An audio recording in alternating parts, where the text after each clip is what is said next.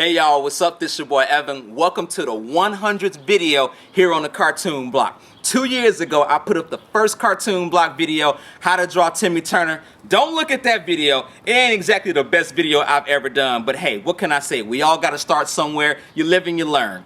So just want to say thanks to you guys for your continued support here on the Cartoon Block, and I hope to see y'all at my 200th video. But let me stop running my mouth, and today I want to show you guys how to draw one of my personal favorite Dragon Ball characters, Kid Goku. So get back here in a few seconds and we'll get started.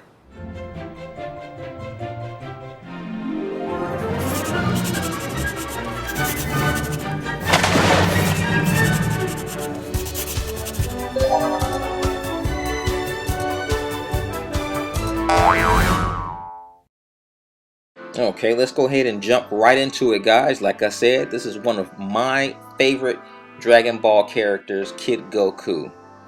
So we start out with a sphere, and we're going to cut it in half vertically, and then put a midsection in the middle of that circle. These are the guidelines for his eyes. And I'm going to start curving out, or rather carving out, the outline for his face, his cheeks, and his big old ears. The ears kind of start at that upper eye line and end in the lower part of the head. And I'm going to put in his left eye. I'm going to move my center line. I kind of went too far over, so I'm going to move it more towards the middle of the face here. And his eyebrows are slanted triangles. His eyes have just the outer lines that you just draw. You don't draw any lower lines. His eyes aren't closed in. His nose, very simple. And his pupil. There we go. I'm gonna move his eyebrow down some, so it's give him a little bit more meaner, stern look. So he's cute, but don't mess with me. I'm gonna have to hurt you. And I'm gonna adjust some of his pupils and his eye lines here. And this is how most of your drawings will be. Every line you put down won't be perfect, so you just kind of just lightly sketch things in until you get the look that you're going for. So his hair, some of his bangs drop down, covering up a little bit of his eyebrows, but not too much. And just play with these until I get these quite right. And like Dragon Ball anatomy, his ear is going to be slightly higher. His left ear is going to be slightly higher than the right ear that we originally drew. And put in some ear detail here. Now for his hairline, you want to sketch a curve going from one ear to the other ear.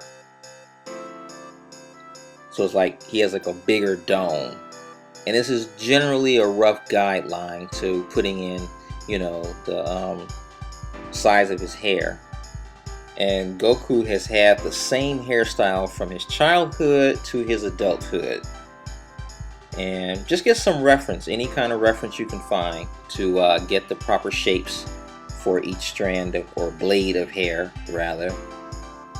And that's why I always start out lightly, because I know I'm going to slightly move a couple of strands here or there. I think I made this a little bit too high. I'm going to bring it down some.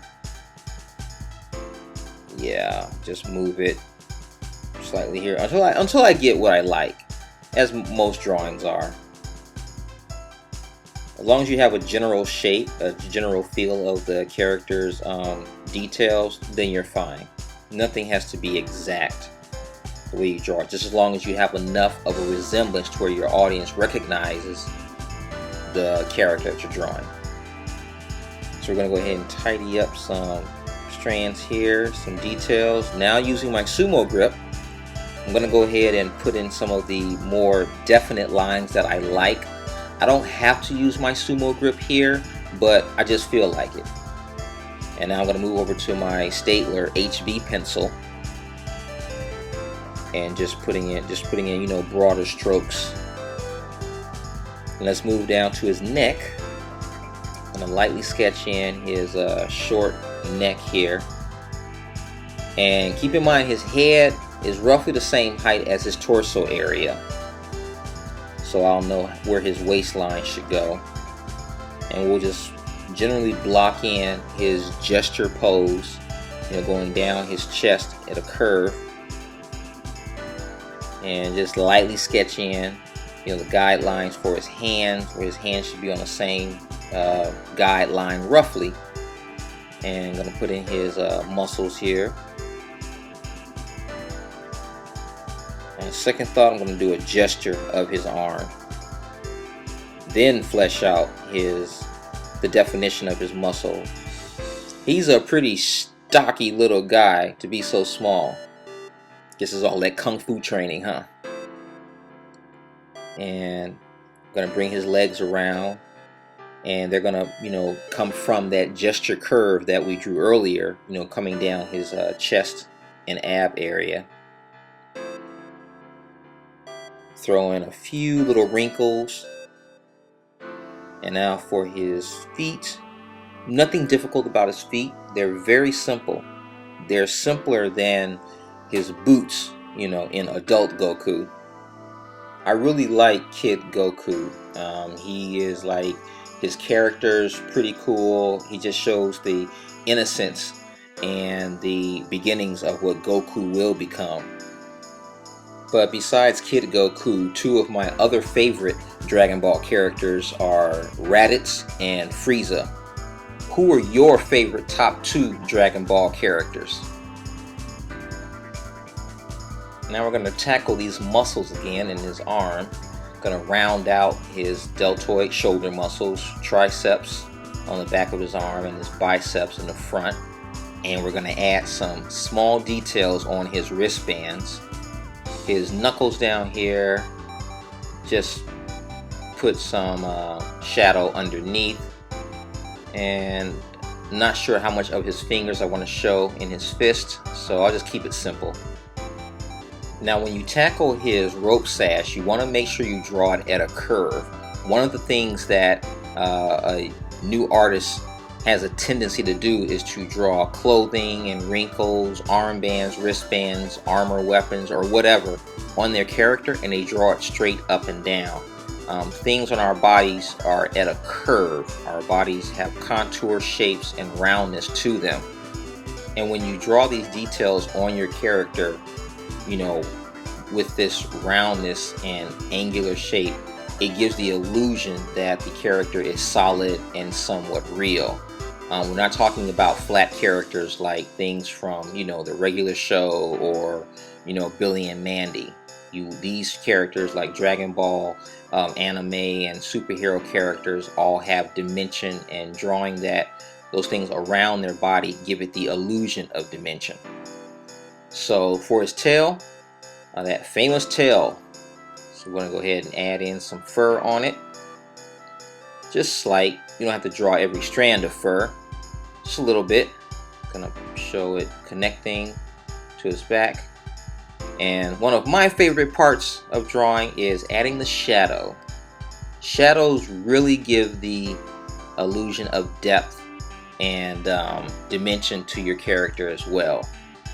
Sometimes I can go a little bit too crazy with shadows, but hey, what can I say? I like shadows. So here we're going to add more wrinkles and folds in his clothing, darken in certain spots, and giving it more contrast with the shadow. Shadows just make your subjects pop off the page more.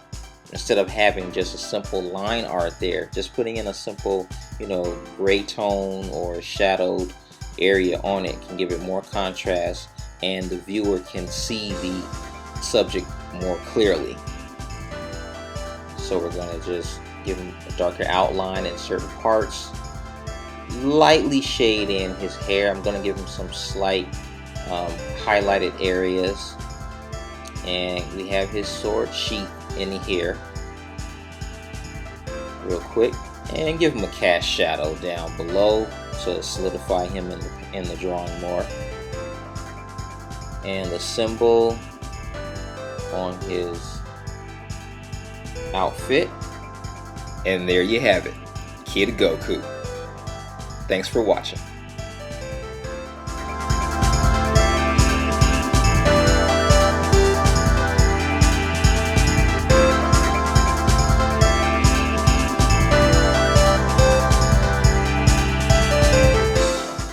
To all the Dragon Ball fans out there, it's time for a Dragon Ball drawing contest. And here's what you have to do. Subscribe to CartoonBlock, favorite this video, and list 2 of your favorite Dragon Ball characters in the comments below and explain why they're your favorite. And the last step, draw Raditz killing Frieza. Raditz and Frieza are 2 of my personal favorite Dragon Ball characters, so make sure you follow all the rules very closely.